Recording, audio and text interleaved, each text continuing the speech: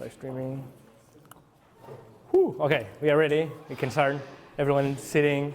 Nice. All right. I hope everyone got the chance to get some food. Definitely feel energized now to talk about the distributed web. So who am I and who are the people here from the IPFS project? I'm David, and I'm here with Lars. That's Lars there, and Samuli back there, and Hector, which was sitting. There you go. And we are part of Protocol Labs. We are all software engineers at Protocol Labs. And at Protocol Labs, we develop technologies, well, protocols, to make the web better. We have been building IPFS, Filecoin, and only peer-to-peer. Today, we have this very compressed, but trying to be very complete session for you. We know everyone is going to be spending a lot of time hacking, so we just want to speed everyone into what IPFS is, and then we will have some demos with Go IPFS. Respectively, Lars and Hector will show you how Go IPFS works, how to install it, how to get help, how to read the documentation, and later, if you need help installing Go IPFS in your machine, we are also here to provide you help. And then we'll go into a distributed app session and talk a little bit about IPFS in JavaScript, OrbitDB, and Orbit, and how to build completely distributed, decentralized applications, again, without any central points of authority. So I think it's fair to assume that everyone here is coming together because we know that the web has some issues. And these issues come from a lot of reasons. Some of them is just because of the way it was designed, the way it was architected. And the internet, the underlying network that supports the web, this application platform, was designed to be dumb. Things like the end-to-end principle and other architecture decisions made or forced us to do things like passing the same bits in the wire over and over again. A very good example to show what I mean by passing the same bits is when we are trying to load the video on YouTube. We have all been in this situation where we are in a room full of people and everyone's checking this latest video or this latest article in some platform, and everyone wants to download this video and check it out. And the video can be small, a 200 meg video. It doesn't have to be really heavy. But because we have so many people in the same room, and again, I'm just showing here an example just to do some back of the envelope math. 30, we actually put a pressure on the network if we were 8 ops from the backbone, if we are 8 ops from YouTube, of 40 gigabytes of data being passed over the same ops over and over again to load the video on the same machines that actually share the same physical space and the same local area network. So this is not very efficient because if you think after the first time the video got downloaded, is this working well? I'm actually, oh, it's cutting and coming. Oh, I see. Yeah, let me know. Okay, I'll try not to pass slides too quickly. Just make sure at least all those slides appear once. Cool, so I was just saying, and a video Gangnam Style, the screenshot I have here, that was seen more than 2.5 billion times, means that we passed over the same wires more than half of an exabyte of data. And this is very inefficient. It's very heavy on resources. And the world has been trying to solve this with things like CDNs, by putting a lot of hard drives closer to the user so that they have to hop less from their device to the backbone. But that doesn't really solve the delay. We are still going to somewhere to get the data that we could just get locally. And telecoms have been trying to solve this problem by putting larger pipes from backbone to users' homes. But what we've seen and what we can observe is that even though there's a lot of effort moving all the networks to fiber networks from the backbone to users' homes, the bandwidth is not speeding that fast. It's not speeding that fast, like this projector. So we see that the line of bandwidth over time, it is from 2007 to 2012. It's not the most up-to-date data, but it's still very valid. It is, with except to Japan, which has something special. Everything else, everyone else is kind of on the same average bandwidth available. And one thing that is happening on parallel it is that prices, like storage capacity prices are decreasing, and people are creating more and more and more data, like consuming more video, like creating more content online, building more business online. And we are kind of like promised a decade ago or more that like the whole world is going to get connected, but that's not reality at all. Like even though we have like nice places with like coffee shops with Wi-Fi, like offices with really fast connections, like internet in our homes, there is scenarios that like we just get disconnected. Like because of like low bandwidth, we might be in an area where our cellular connection is not like working because we might be in a tunnel. Like if you get to like if you are used to travel a lot, like if you go into a plane, you know you're probably going to be disconnected. Or if you just go into a train and like you enter in a tunnel and suddenly your connection drops. And yes, yeah. So okay, let's start again. Thank you for helping with all of this. We definitely didn't expect for 2 computers to have problems with a projector. Cool. So yeah, we were promised like a decade or more even that the whole world is going to get connected. Like do not have to worry. Like everyone is going to get connection. It's going to be fine. But it's not true. Like there is outage of services, like telecoms, like pipes go down, data centers burn, there's congestion, there's each time more and more machines using the same pipe, so there is congestion. There's interference, there's low bandwidth, and there's like scenarios where you are just simply disconnected. Not to speak about like developing countries that don't have the privileged access to the internet that we have today. And we cannot continue to build apps that rely on a consistent and continuous connection. However, when we look at the ecosystem of apps, and these are just some of the examples of apps that like probably most of us here use every day to run our businesses, to connect with our loved ones, to get in touch with our friends, like they will just go down once we get disconnected. It's not even like going down about like not being able to connect to the world, that would be expected, but like the app just crashes. Like we cannot use it at all. And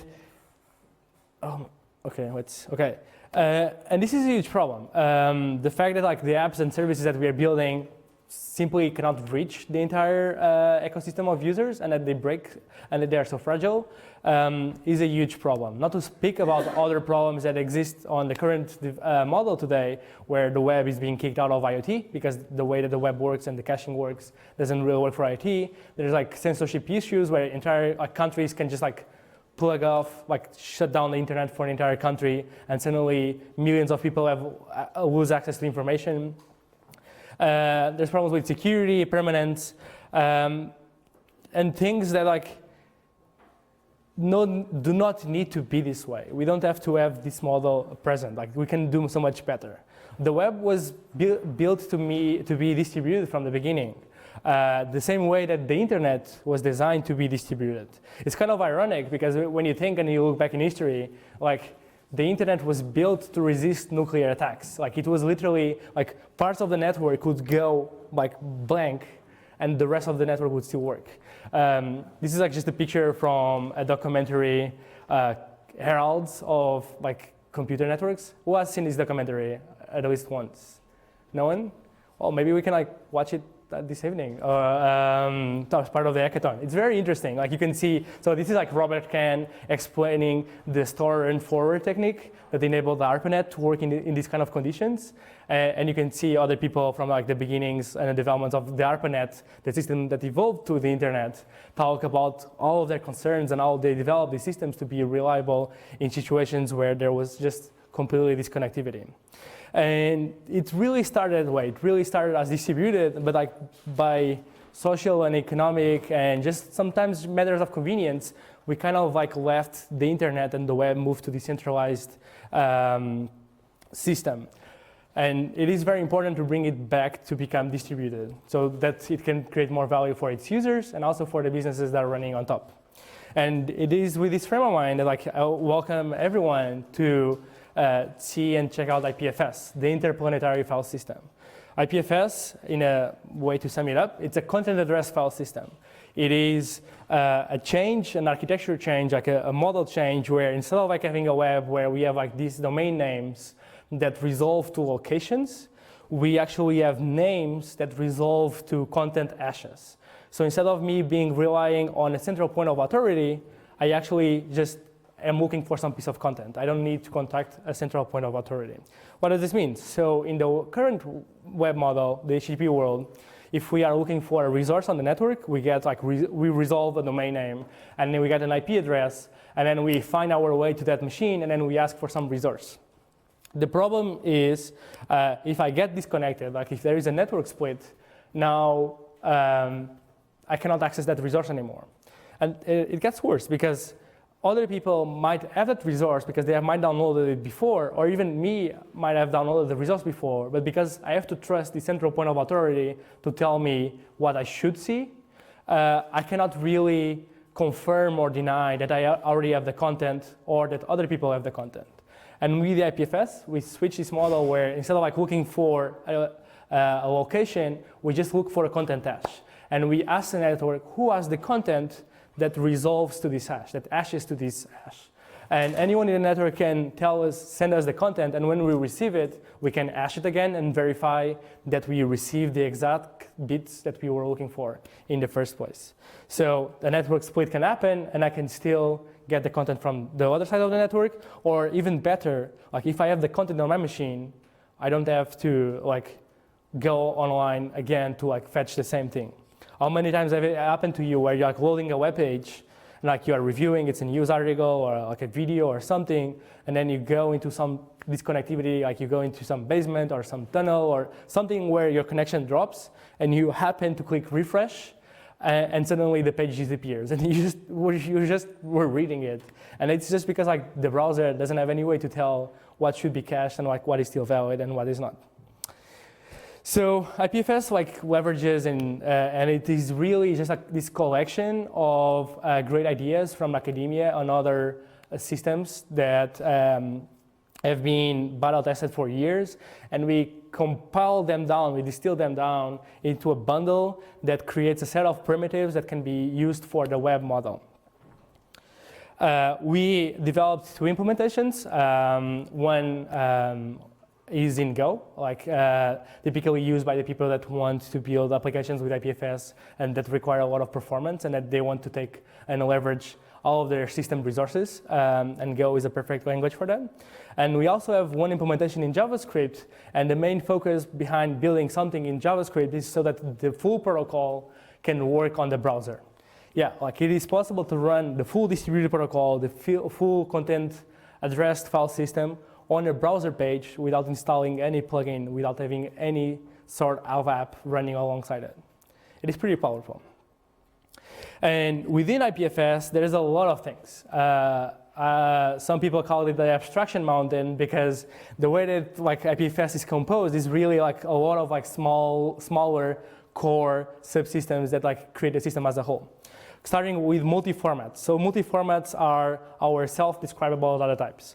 Things like multi-hash, multi-other, multi-base, multi-codec, multi-stream, multi-key, and several other multis are simply a way to teach IPFS how to adopt several hash functions, several network addresses, several basic codecs for data, so that we can upgrade IPFS over time and adopt new cryptographic hash functions, adopt new types of serialized data without having to make assumptions beforehand. One of the key pieces that came out of this is the CID. So if you have used IPFS, and for those of you that have used IPFS in the past, you might be familiar with the content address, the hash, which is typically a multi-hash plus the hash value of the content.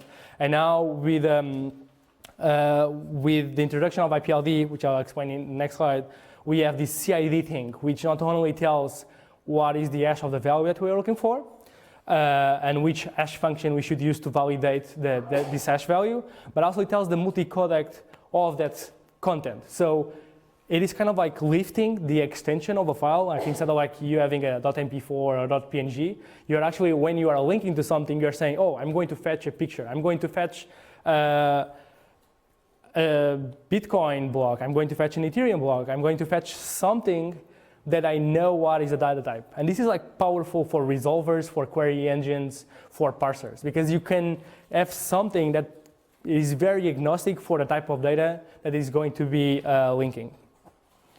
And so as I was saying, in IPFS, the data structures or the way data is constructed and represented is using something that we call IPLD, the interplanetary linked data. And like everything in IPFS, from files to, well, everything is a file. But everything in IPFS is represented as a DAG. Like it's always a graph structure. It's always a cyclic because we use hashes as the links. So there is no way to create cycles in this graph. And the links are called Merkle links. And this comes from the notion of like Merkle trees brought up by Ralph Merkle on like 1980, like more than 30 years ago. And it has been widely used by other systems that you might be very familiar with. Like Git is a system that uses Merkle trees. Blockchains they use Merkle trees. There's that, there is BitTorrent, and many more. And I always have to make this joke because it never gets old. Like forever, for whoever has heard the saying like money doesn't grow on trees, they centrally didn't expect for Bitcoin to come along because money does grow on trees. It grows on the blockchain. So IPFS intuitively is this like Merkle forest with all of these Merkle trees can live and be referenced even between themselves. You can build now data structures that you have like an Ethereum smart contract pointing to some Bitcoin transaction that has some hash there that points to some BitTorrent hash that has some references to Git commits, and you can create a resolver that just goes through all of these links and fetches the value that you're looking for.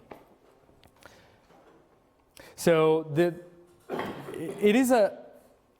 it might pass misunderstood. It might seem like a subtle difference, but like what we get in return is like instead of like having this internet of data where data just exists and gets transferred and found, we move it to like an internet of data structures where you can get these very efficient query engines to resolve through different types of data structures and have the data structures like interact with each other, like have transformations applied to these data structures that exist on the network. Right now, we have experimental support for DAG per above. DAG per above, if you're using IPFS for a while, it's the Merkle DAG. Like, so if you have used IPFS and you're familiar with the Merkle DAG, it's DAG per above.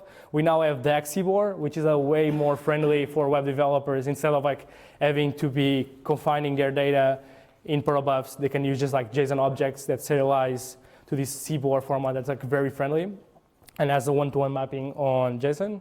And then we also support Git, Ethereum blocks, working on it, Zcash, Bitcoin, and there's way more coming. If you are developing like a Merkle data structure for your application, you can just check interface IPLD format and the IPLD resolver and see how you can make your Merkleized data structure conformant with our resolver and get all of this querying engine from IPFS for free. You won't need to change your data structure. You just need to provide some primitives on top of it so that we know how to resolve through it. Cool. So very important also and provided by IPFS is IPNS. So IPNS stands for the Interplanetary Name System, which is something very important when you are doing like something on a distributed system. Like today, we are used to use DNS for these features, where we have the name that resolves to some kind of like location, some IP. In a distributed network, because you don't want to rely on some centralized thing like DNS, we have these like records that are cryptographically signed, and they are used as names. So instead of like trusting some point where you keep like fetching these names from a central provider, you just create a record. You hash the public key that references the private key that you are going to use to hash to sign this record, and you put it on the network. And like whoever fetches that record can like verify the signature, verify it was made by you, and like trust that pointer. And then like if you have a change to that pointer, you can just like create a new record, sign it again with the same private key, publish it under the same public key, and people will get these updates and they will see the pointer moving. And you get this way, you get like dynamic data structures on IPFS, which is an immutable and a content address file system. But yeah, like for moving these name updates over the network, you have to have some kind of primitive that enables those updates to pass through very fast. And a very good way to do that is PubSub.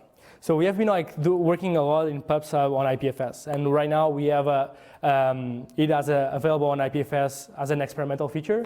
And the first step for us to do this, we did a huge literature review that I welcome you all to check out. It's on libpeer2peer/PubSub. It has the reference for all the papers and a bunch of discussions that we were having while we did this. And then we did 2 implementations, one in Go and one in JavaScript that you can use today. Again, it's very experimental. It's not like in a full release of IPFS, but there is some apps, as you're going to see today, that are already using it and pretty happy with it. Cool. Okay, last but not the least, and a very important piece is libpeer2peer. libpeer2peer is like a secret sauce of IPFS, and it's the thing that enables IPFS to work in the browser, in a native context, or even in an IoT device where the resources are very constrained. libpeer2peer is a networking stack, but instead of making assumptions about the network stack, we created modules of capabilities. And the way this works, we always expose the same primitive. You always dial to other peers in the network by their ID, which is derived from their public key. But then you can dial through different transports like TCP, UTP, QUIC, for example, WebRTC. In the browser, for example, we use WebSockets, HTTP, and WebRTC. In native, we use UTP, TCP, and WebSockets. And we get this interop because then we have nodes in the middle that speak both, so that nodes in the browser can relay their connections to any node in the network through all the other nodes in the network. It is a very nice way to equip your app with network capabilities without having to do a full buy-in in everything. You can swap as you go and experiment with different pieces of the puzzle. Just to this is just a picture. You can have browsers connecting to IoT devices, connecting to servers, and they all are addressed by the same unique namespace, which is the public key. And just to show you how it is simple to create these libpeer2peer recipes, here is 2. There is more. This is on the left, we have the one we use in Node.js. And you can see we support there in Node.js through transports, TCP and WebSockets. And then we have a stream muxer called Speedy. And then we have a crypto channel called SecIO. And that's it. And in JavaScript, but in the browser, we have the WebSockets and WebRTC, WebRTC transport. And then we also use Speedy and SecIO for the crypto channel. And we also have this discovery mechanism, which is a very neat feature for browsers because it enables browsers to discover each other just by the signaling server that is used for WebRTC. It's kind of like a multicast DNS of the web. And we can have more discovery mechanisms, more crypto channels, more muxers to the mix. They will always follow the same interface, and libpeer2peer will know when to use them and how to use them. Cool. So I'm really wrapping up here. Again, sorry for all the troubles with the projectors. After me, Lars and Hector will come up. But just to make the final remark is IPFS is really a protocol to upgrade the web, which means, and this is really important, we are not here to create an alternative web and say, now to use this, you have to join this private circle. No, it is a protocol to integrate perfectly with the web, and users should not even have to understand that they're using IPFS and whatever is underneath, and other than they will see that their apps will start working in scenarios where they didn't work before. Again, the offline disconnected scenarios, and they also see a lot of speed improvements. It's a protocol to make the web more offline, smarter, distributed, permanent, safer, and especially faster. It's a very large open source project. We get a lot of people, everything is MIT licensed, everything is open source. We get a lot of people, open source developers that come and hack with us. There's a lot of groups using IPFS to develop their applications. There is a lot of people even from academia just coming and checking our research and how we develop the specifications for the protocol, and coming into these threads and having these very thoughtful discussions of how we can make these things better and what was tried in the past that didn't work and what we can learn from it. So yeah, you can go to github.com/IPFS, and let's jump into the Go IPFS part. Is there any question that people would like to ask right now before we go to the hacking? You can start setting up, I guess. Awesome. more basic question. You have explained that the domain name is replaced by the content hash. Yes. In here. Mm-hmm. And if I want to call a page, do I have to type then the cryptic hash? No. There's like several ways to make that really nice. So you can always like convert, like a name is going to be in the end just a pointer, like some human readable name points to something that's like non-human readable. And what we have working to even today is like, for example, I'm actually not, if I go, well, not going to open your browser. That replaces Mm-hmm. human readable name against the hash, yeah? I can cover that in a minute. So what I was going to show, well, it's on my computer, so I was not going to open. But like, if you go to IPFS.io, for example, today, it is IPFS.io, right? It's the name that you are used to type. But that website is not being loaded by a normal HTTP server or a CDN. It's actually being loaded by IPFS. And there is a trick there, because like if you do like a scan on the DNS record, you'll see that there is a DNS link with an hash. And what happens is like that hash is resolved by an IPFS node, and like it is returned by that IPFS node to you. And Lars is going to, I guess, like show that in detail. Whoa. Show that again in detail. Are you going to show the name? Sweet, thank you. That really helps.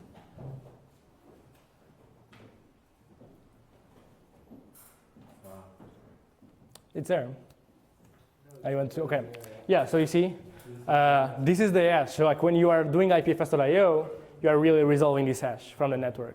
So I can add some, like what we do for deploying IPFS.io, we add a new version of the website, we get the hash, we update this domain name, and like then the next person like loading the web page will like load a different page because it's going to be a different hash. Yeah, that's the address that it actually ends up with. Yeah. Like /IPMS/IPFS.io Mm-hmm. instead of .com. Okay. And second question, the hash is then broadcasted in the net and then searched for somebody who can provide the data of this net.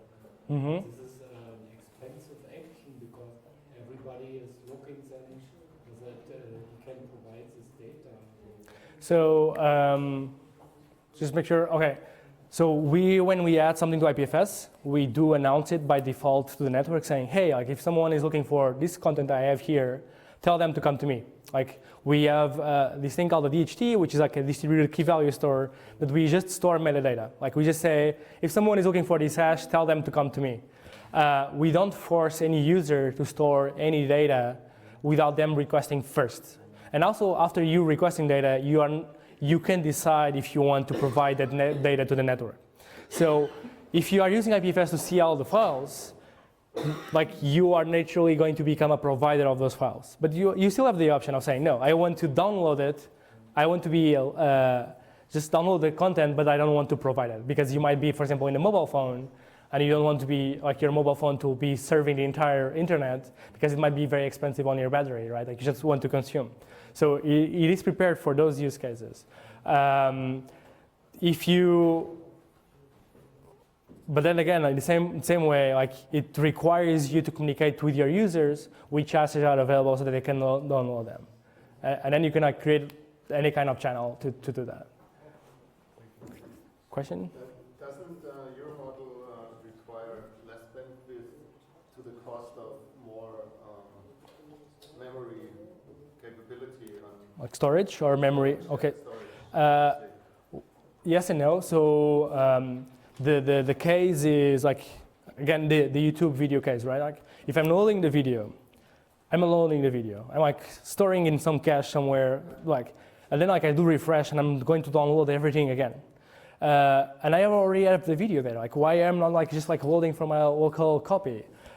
So yes, I'm having a local copy, but I already had a local copy anyway. I'm just like giving it the value.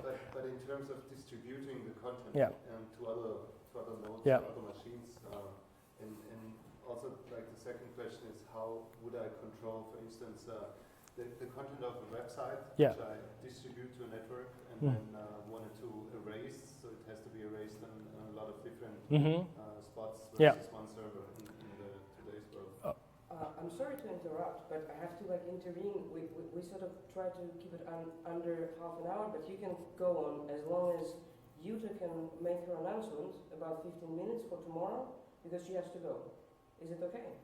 Sure, Yeah. absolutely. Yeah, and like I took a lot of time because of all the projector situation. Yeah, I know, but you And also continue. Lars and Hector still have something to Yes, show. but you can continue. I didn't mean to like interrupt. Yeah, thank you so but much can for the continue letting. Okay, so after Jutta's thing, so she's just gonna come Yeah. on stage now. let's do that. And